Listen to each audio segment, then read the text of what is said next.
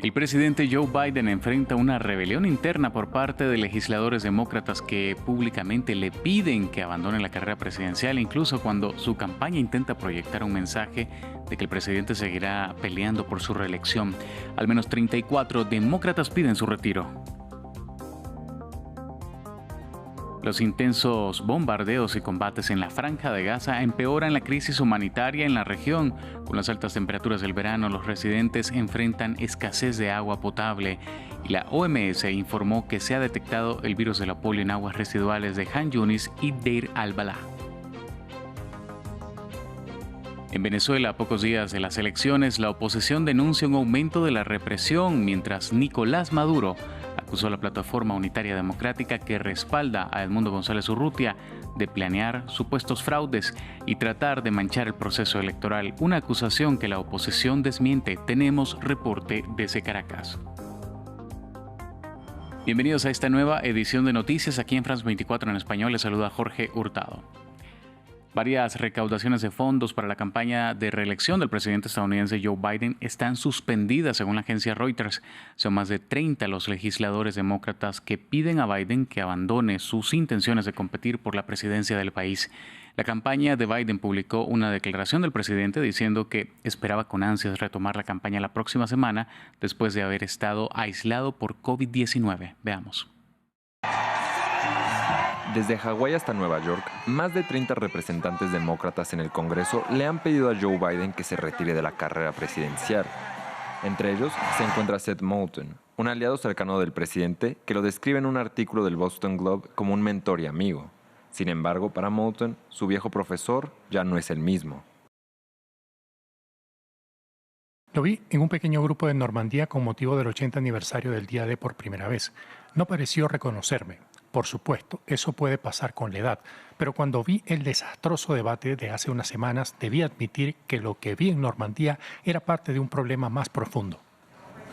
Entre las figuras más importantes que le han pedido a Biden que renuncie a la candidatura se encuentran Nancy Pelosi y Barack Obama, históricos aliados y figuras emblemáticas en la carrera política del mandatario. Aún con presiones desde todas partes, en un comunicado respondiendo al discurso de su contraparte republicana durante la convención nacional de su partido, el actual presidente dejó en claro que su candidatura, por ahora, se mantendrá. Espero volver a la campaña la semana que viene para seguir exponiendo la amenaza que supone la agenda del proyecto 2025 de Donald Trump y al mismo tiempo defender mi propio historial y la visión que tengo para Estados Unidos, una en la que salvemos nuestra democracia, protejamos nuestros derechos y libertades y creemos oportunidades para todos. Minuto a minuto, son cada vez más los políticos demócratas que instan al presidente a declinar sus aspiraciones a la reelección para que Donald Trump no gane en noviembre. El entorno de Biden se mantiene cerrado, mientras la rebelión interna no para de ceder. En Medio Oriente, los incesantes bombardeos y combates en la Franja de Gaza agravan la crisis humanitaria. Con las altas temperaturas del verano, los gazatíes se enfrentan además a la falta de agua potable y a la amenaza de una epidemia de polio. Más detalles en este informe. Con temperaturas que alcanzan los 36 grados este mes, estos desplazados de Gaza esperan para llenar sus bidones de agua potable. Tras meses de guerra entre Israel y Hamás, las autoridades del territorio ya no pueden suministrar suficiente agua. Usamos entre 20 y 30 litros al día debido al calor. Bebemos mucho y sudamos muy rápido. No hay agua fresca ni limpia. Pedimos a las asociaciones que se ocupen de los desplazados y nos den agua potable. Pero la falta de agua no es la única amenaza. Se han detectado rastros de polio en muestras de aguas residuales. El virus es muy contagioso y puede causar parálisis. La ONG holandesa PATS advirtió el jueves contra la acumulación de residuos y escombros que son vectores de contaminación. Sufrimos mucho por el agua. Las enfermedades se extienden porque el agua no está limpia, está contaminada. Queremos agua limpia. Sufro problemas renales y urinarios, pero no tengo dinero para comprar agua filtrada. Las autoridades de Deir al-Balah en el centro de Gaza han pronosticado que las carreteras pronto se inundarán de aguas residuales tras el cierre de las plantas de tratamiento. La falta de combustible impide su funcionamiento. Unos 700.000 civiles se han refugiado en el centro del enclave en búsqueda de un supuesto lugar seguro. El candidato a la reelección, Nicolás Maduro, anunció el inicio de una ofensiva de cierre de campaña en su camino hacia las elecciones presidenciales del 28 de julio. Maduro también acusó a la Plataforma Unitaria Democrática, que respalda al ex embajador Edmundo González Urrutia, de planear un supuesto fraude y tratar de manchar el proceso electoral. Por su parte, la oposición denuncia el incremento de la represión oficial. Nuestra corresponsal en Caracas, Daniela Zambrano, nos informa.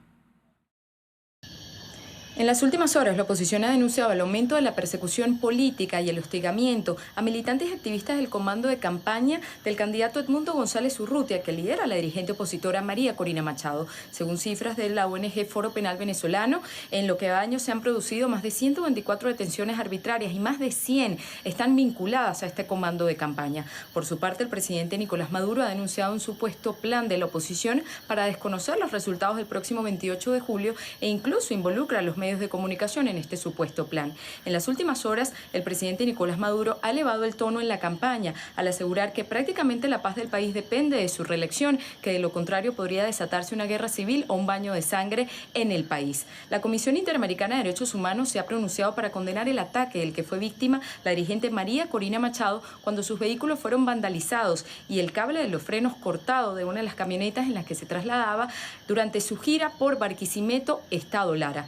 En las últimas horas también se han pronunciado varios países para exigir el cese de la persecución en Venezuela y que reine un clima de paz durante los comicios. El último comunicado ha sido conjunto de los países Argentina, Uruguay, Costa Rica, Guatemala y Paraguay, en el que no solo piden el cese del hostigamiento, sino también exhortan a que el resultado de los comicios sea un fiel reflejo de la soberanía. A través de las redes sociales, el ministro de la Defensa, Vladimir Padrino, también envió un mensaje al país asegurando que la Fuerza Armada va a garantizar la paz el próximo 28 de julio, día de los comicios presidenciales.